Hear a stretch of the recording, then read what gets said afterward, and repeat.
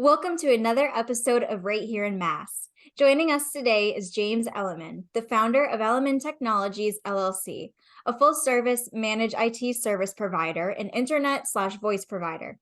James got his fix starting computers for family and friends in high school. After graduating from Ohio Wesleyan, he moved back to Duxbury, Massachusetts, where he started his company. James, welcome to the show. Hi, it's nice to be here. It's just great. I'm enjoying it. I'm excited to have you. Do you want to start off by sharing with our listeners more about yourself and what you do? Absolutely. So, as Ashley said, my name's James, and well, I fix computers, or is in the most basic form. But if you want to take a deeper dive, we're an IT provider, and we take a step back and we fix things as a whole. Oh, we're not a single vendor that fixes just emails or just servers. We have a full array of different products. We're a licensed internet service provider, which most IT providers are not. We also have our own data center space, and we take a lot of steps to make our products, and our services is much better for our clients. And having that reach really makes a lot less vendor communication. Absolutely. And as you shared in your bio at the start of the show, you started fixing computers back in high school. And so I'd Yeah, I love to did. hear more about that backstory of how you learned to do that and how it kind of progressed to you then working with your family and friends to fix their computers. Yeah, absolutely. So I've always been fascinated with computers.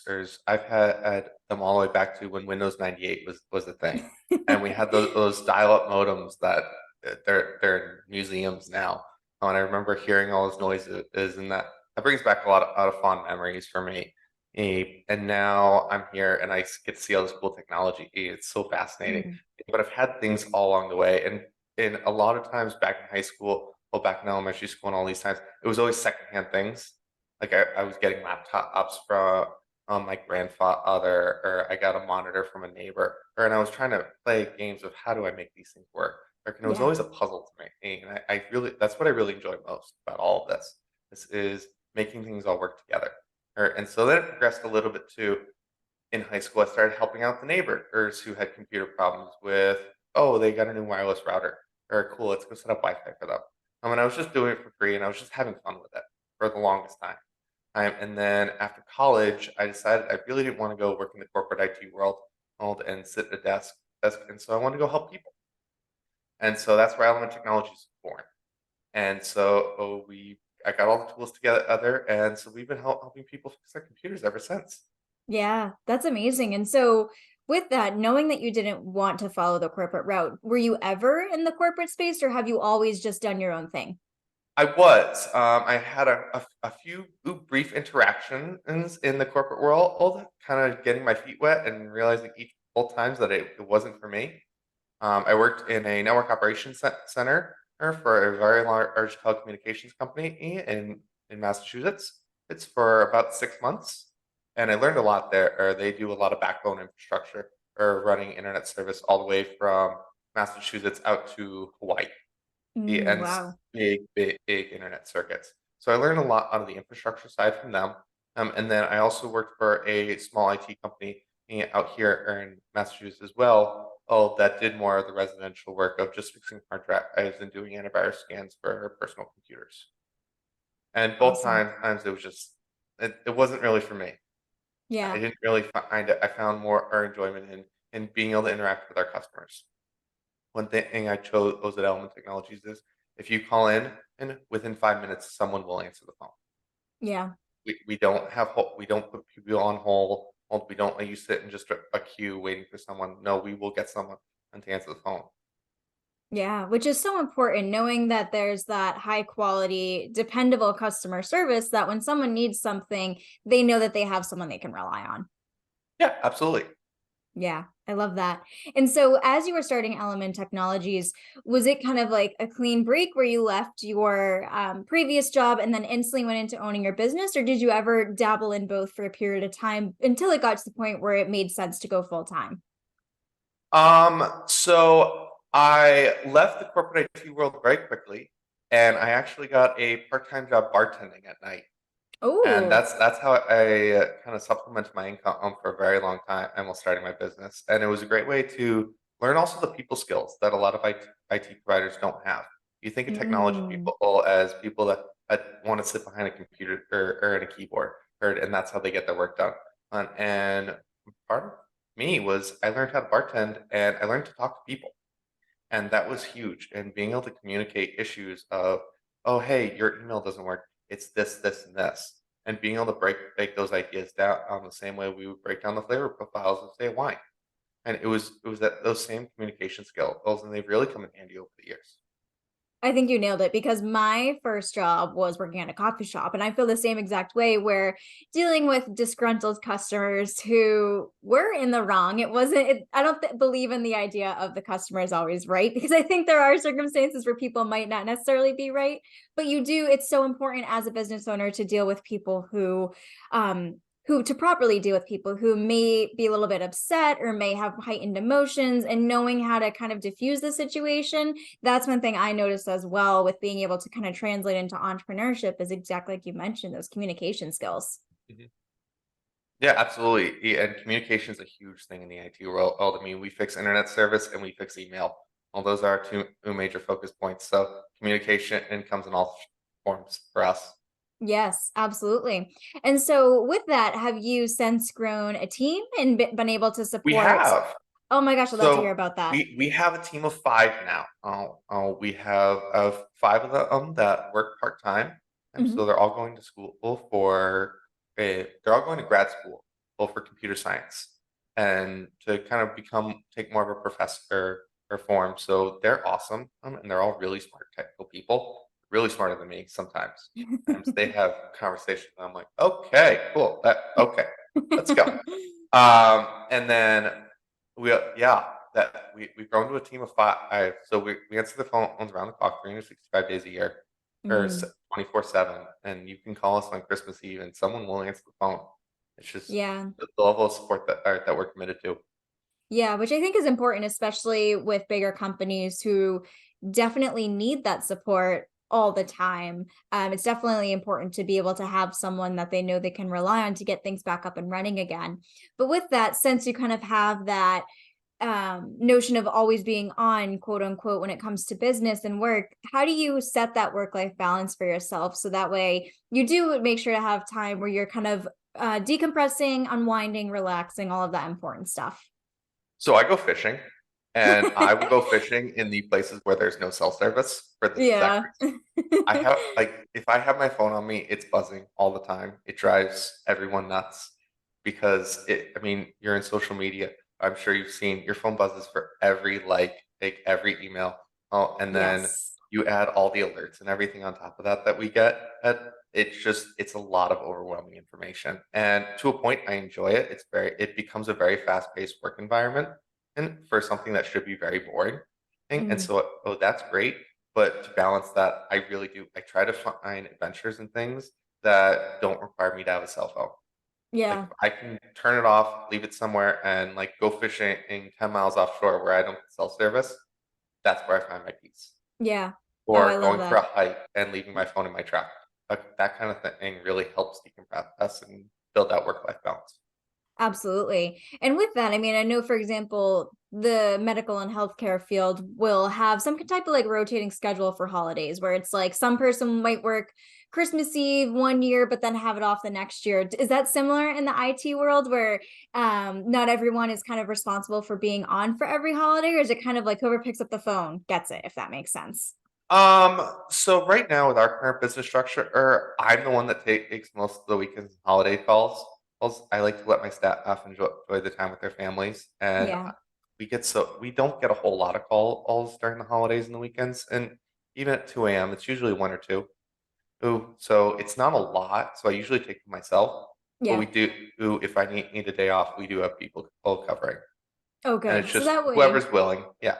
yeah, absolutely. And it's good. I'm going to knock on wood for you, but it's good that you don't get a ton of those types of calls outside of work hours.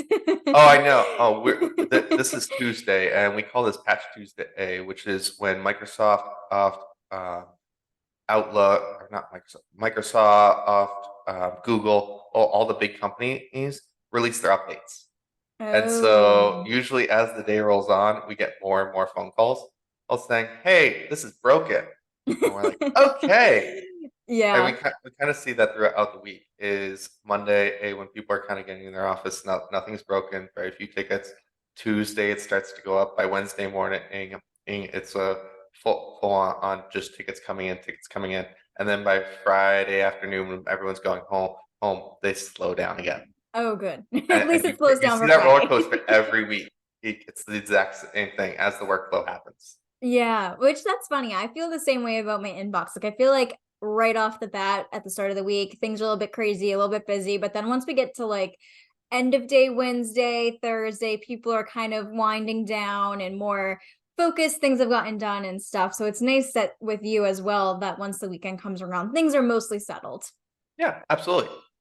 And so for our listeners, we're recording this actually on Halloween. So Black Friday, Small Business Saturday, Cyber Monday are all coming up in a few weeks. Do you ever notice with your clients that tickets or inquiries for support might be heightened during that time, if you especially if you work with like a lot of e-commerce clients who definitely need that support because anyone and everyone is flooding the online space and the internet during that during the most popular shopping holiday weekend of the year? Not really. I think that's more because our customer base. So we have a Mm, lot of hotels, those financial planners, marketing agencies, CPAs, bookkeepers, lawyers, those kinds of professional services. So we gotcha. don't see a lot of that kind of ticketing.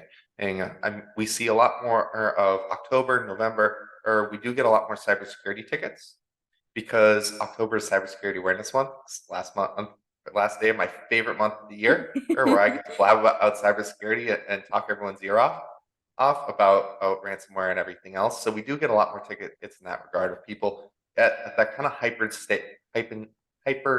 active state of noticing things. If their Yeah. cursor moves wrong, some people just open a ticket. And I'm like, no, you just bumped your cursor. And we have a lot more of those conversations because they're inundated with all these cybersecurity things of, oh, if your computer's running a little slow, if you get a suspicious email, oh, report it. And so we get a lot more of that. Yeah. Yeah. And around this time too, I mean, I've seen this a ton with my clients. I wonder if any of your clients have reached out to you about this, but I mean, something that's been an extremely popular scam has been Meta, quote unquote, reaching out to Mhm. people through direct messages saying that their Instagram account or Facebook page are going to get shut down for violating community standards and click this link and reset your password. And then boom, the person's Instagram account gets hacked and shut down or the Facebook page gets deleted. So that's something I've seen a lot with my clients is just kind of like the heightened fear or the worry about what that means. And of course, it's not even real. It's a scam. But I'm curious to hear if any of your clients have brought that up to you, if they've noticed it. Oh, absolutely. We see phishing emails every day. It's a daily occurrence for us, and we are able to, with our advanced tools, block a lot of Oh, those. good. So there's three things that we tell people to look for, or when there's a phishing email. First is there's going to be misspellings. So a lot out of these emails and phishing emails that you see, they're written by AI or other or computer solutions. So there's misspellings. Things computers can only work with so much information, and so there's misspellings as the first one. Second is look at the email address that it comes from. If it says James Elliman, but we use the abbreviation of first letter or and last name for our emails, well, that's a nice giveaway, that this could be a phishing email. And the third is they always ask for something that has to be immediate. Whether it's Mm, someone's in trouble, you have to act now to get them out. Oh, someone needs money, you have to go do something right now. That now factor instills the emotion and gets people to do something. Similar to what you're saying with Meta, they're saying their Facebook page is about to be taken down. That instills that emotion of right now, so they don't think yes. they act. Yes. Yes. And that is so true. That's what I always try to tell people is just sit, think, reflect, and then act. Don't just kind of have that knee jerk reaction because it is the fear, like you said, of people worried about losing something that they've worked so hard to build. And so when someone gets some type of message, whether it's an email or a social media message that they think might be a phishing scam, how do they, but in addition to like the three things to look out for that you mentioned, like what should they do if they're actually not quite sure if it is a scam or not?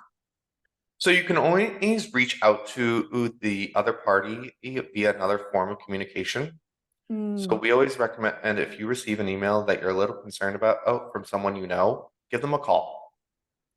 Because if you respond to that email, you're responding to the same person that sent you something that they're trying to get you to reply to. But if you yeah. give them a call or a text message, say I had a question for you about an email you sent that I got that I wasn't sure about. Oh, I can pick up the phone, give you a call. I can call your office line, I can call your cell phone, I can send you a text. Maybe I just send you a Facebook message. All those are great forms of communication and that won't involve the phishing or scammer. Yeah. That's a That's a great great way to idea. do things, and that's why banks preach that they aren't going to call you and ask you for your security information. They are going to send you a letter saying, "Please call us." And then usually those emails say, "Call the number on the back of your card," or use the app to get informed communication with us. They don't want it to go over. They're never going to call you, and they're never going to ask you to send your information over an email. Yes. Oh, I love that advice, especially now as things kind of start to ramp up. I mean, I've noticed, especially during the holiday season, a popular scam that's happened is it's ended up being a phishing email, but someone receives an email from their boss asking to buy gift cards, and it's not their boss. And now they're unfortunately out hundreds, if not thousands of dollars on those gift cards. Yep, absolutely. It happens all the time. And a lot of this comes down to just user or education. And so we spend a fortune on making sure all of our clients and all of their employees get the information they need to Mm, understand what's going to happen to them. Because as cybersecurity has taken a step away from just being a phishing email. yeah. Well, now there's all these social engineering ideas that come into hacking and getting in someone's information. And you look at some of the previous hacks out in Vegas or to insurance companies or banks. It's someone just calling in and playing that game of, hey, can I get access to this, and they didn't have they had the technology there, but they didn't have the policies and procedures to understand what's happening. Yes, absolutely. And so for our listeners who either are career professionals or they own their own business, what advice or tips would you give to them in regards to ensuring that they have the top-notch cybersecurity? Absolutely. The first item is you should have an IT provider, or whether it's myself or someone else you know. Having that IT entity is going to be hands down on the best protection you can get because they know the tools and the resources you need to protect your business.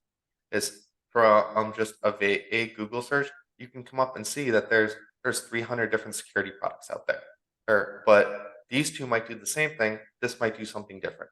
And Mm, this one applies to your credit card processing compliance. This one doesn't. And having that understanding is going to help your business tremendously.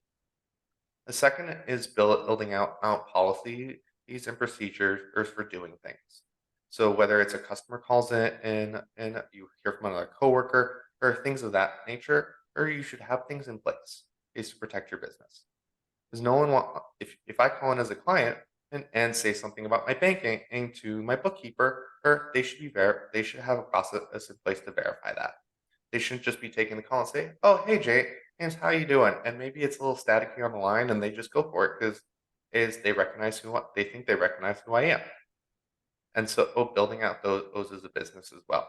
For the social engineering side are very important.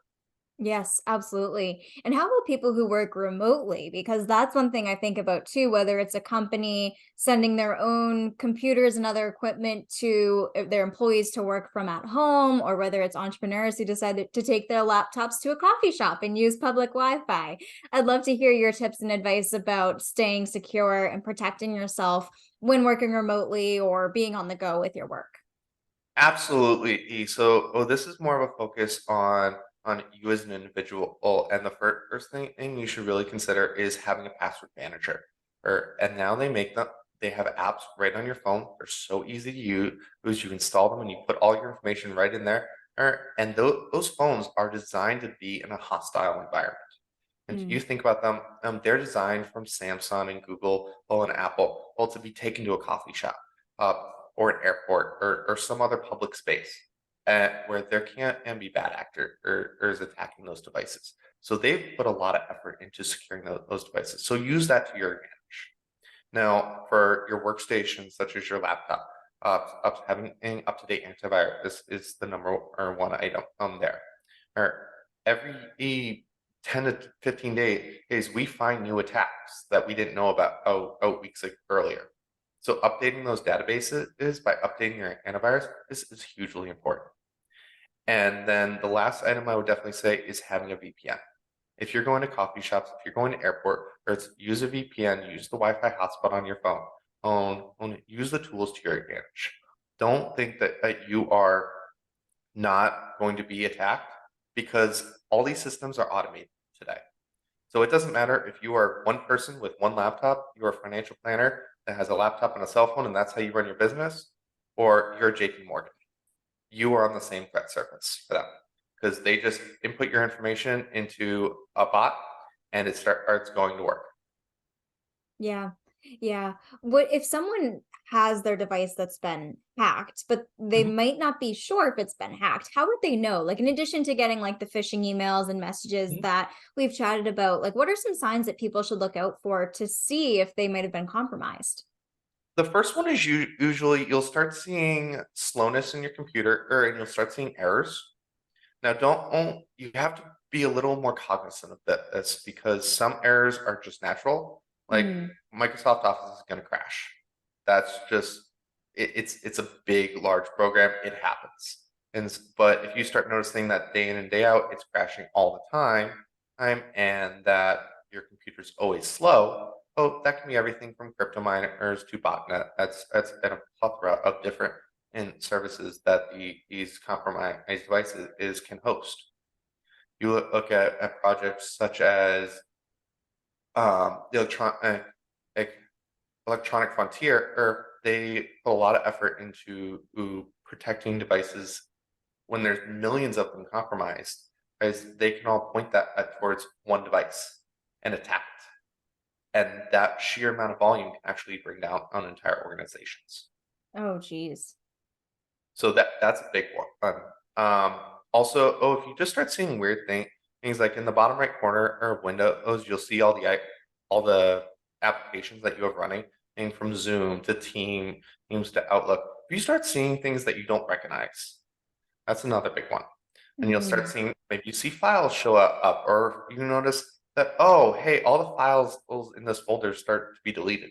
That can be from a bad actor or uploading those files back to their system.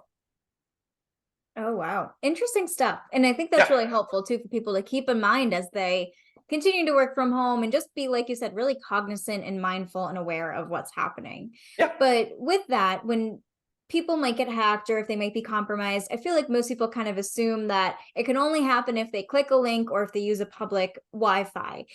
Are there any other ways that hackers can infiltrate someone's system beyond those two methods that people should be really aware and mindful of? Oh, absolutely. So, the number one way that we see if they do follow most of the good cybersecurity awareness tips and tricks is they have other links down the road that don't work. So, the number of businesses that use those Comcast or Verizon and cable provided modems, they don't do anything. All they do is provide an internet connection. So if you have 10, 12 devices, is your laptop up, your whole office plugged into that they're not protecting anything. All so that compromised actors can actually just go swim right upstream, and they're right to your devices. Mm. So adding those other layers of protection and to if you think about your office kind of like a house. If you're using those cable modems, it's kind of like having a glass house. You start adding in business level firewalls, or even at home, Unify and Ruckus and a couple other brands make some really great inexpensive firewalls that you can put in your home that extend in your wireless range, but also add a lot of security protection. Yeah, that's helpful to know.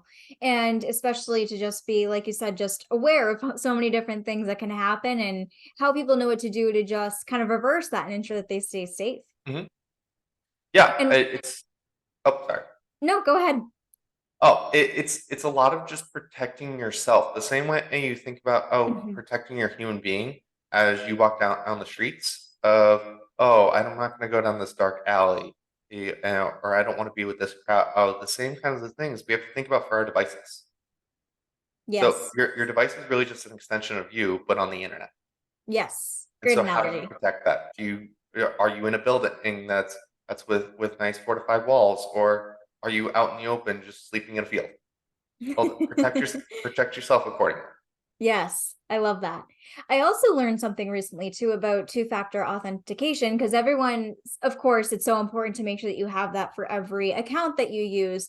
But I learned recently, which I did not even think about or realize, that if you have two-factor authentication set up, it's best to have it sent to like an authentication app and not through text message or your email because your phone number or your email address could be hacked. And so these hackers could be getting the codes that you're sending to yourself thinking that it's secure and it's not. And I had never heard that before and I was like, wow, that's such a great piece of advice to keep in mind. Oh, absolutely. That happens more and more, especially in the world of voice over IP, which really took off after COVID, which is a Mm, system where you can make a phone number go anywhere. It doesn't matter. I can have a Plymouth area phone number and live in California or yeah. out in China. It doesn't matter. As long as I have an internet connection, I can have that phone number. So there's a lot that I can go to play there. Or, but along those same lines, if you, and I'm going to have a huge shout out to a blog, Darknet Diaries, that explains a lot of how these systems work, or in very easy level, all for users to read and listen to. Ooh, they have podcasts about how breaking getting into the phone system or and explaining, oh, this person went and got a SIM card and put it in a phone and then they started receiving the same text messages. Mm, yeah, that's really helpful to know. And I'll have to check out that blog too, because I'm always looking for resources about like how I can make sure I'm following the best practices for keeping myself secure, as our listeners are probably doing the same as well. Mhm. And so, with the rise of AI, I'm sure you've received a lot of questions about this from your clients and any of your other colleagues and connections. But that's one thing that I'm constantly hearing about is how AI negatively impacting cybersecurity. Like, how could it possibly bring a threat to individuals or a threat to companies? So, could you share more about that?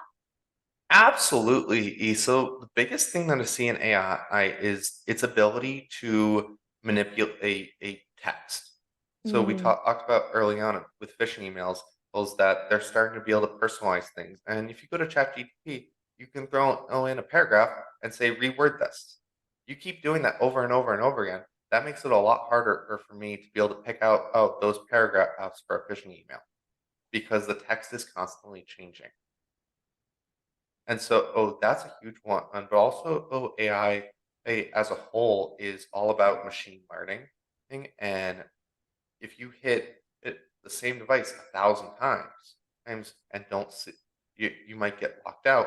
But you can use that same machine learning concept to attack 1,000 of the same device and be able to kind of use deciphering information and without having to put the manual labor in. And that's mm. saving these threat actors a lot of time and money need to do that. And then they have the access that they need to perform bigger projects.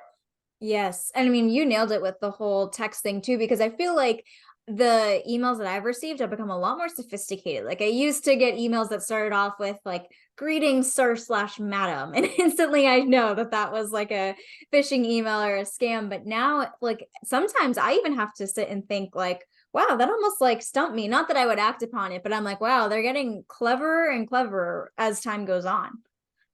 Yeah, and if you're really into marketing, I've read a lot of marketing books recently, kind of as an introductory into CRMs and things, but how some of these CRMs use the same AI technology, and I'm like, well, you could just adapt this with a couple little changes, then you have a really great way to get into some people's inboxes, Oh, yeah.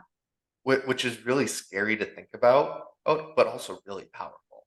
Yes, absolutely. And now shifting gears to talk a little bit more about your company itself, Yeah, where do absolutely. you see your company growing and going? I know you've been around for a few years. I'd love to hear where you kind of envision Element Technologies going. Absolutely. So, in the next 5 years, I would love to open a second office. Mm, And somewhere out in the Midwest, let's kind of expand our reach each in that direction, and but also move more towards helping professional services. Is there's a lot out of IT providers that focus on the restaurants or medical care or a lot of these high big ticket businesses, and there's not a whole lot of IT providers that are focusing on these little 5 and 10 person businesses that do these professional services is such as lawyers. And mm. I really want to put a lot of our focus in helping those styles of businesses that have in the past been kind of left to fend on their own. Because everyone deserves to have cybersecurity, and everyone deserves to be able to run their business and not be scared that tomorrow their business can be gone. Yes, you nailed it. Because I feel like with a lot of the smaller companies, some IT companies might say, "Oh, well, your account isn't big enough for us to manage this." And so I think you totally nailed it by saying that everyone deserves to have cybersecurity, and it's crucial to have some type of service provider who can cater to those smaller companies and work with them. Yeah, absolutely. I mean, we probably have a dozen little one-person financial planners, and they're small and they're mighty, and they work as hard as they can for their clients. And I love talking to them when they have questions, but they're great, and so they deserve the same level of care or as someone that works at a large company as well. Absolutely. Absolutely. And I think it's so interesting that you'd like to open a second location in the Midwest. What made you want to choose out there? So I went to high school out there, and so I have a lot of friends, and a lot of them have called me up and said, "Hey, can you help me with my business that's out there?" Mm, So I'd love to kind of have a second location and help my friends out there as well. yeah. Yeah, that's fun. And then you get to kind of have totally different regions of the country too that you support, both like the New England East Coast area and the Midwest. I think that's great. Yeah, absolutely. Awesome. James, as we get towards the end of this episode, one of my favorite questions to ask our guests is what their favorite local businesses are to support. And I'd love if you could share some of your favorite places to shop at, support, dine at, whatever it may be. Absolutely. I'm the Plymouth area right now. So I love just walking down downtown Plymouth and going to Mm, all the little shops. I mean, there's candy shops, there's restaurants, and you can just spend a whole day just exploring different foods, drinks, candies. These and also there's like ghost tours and whale watching and just experiencing a lot of the tourism. I really do because a lot of those are small businesses.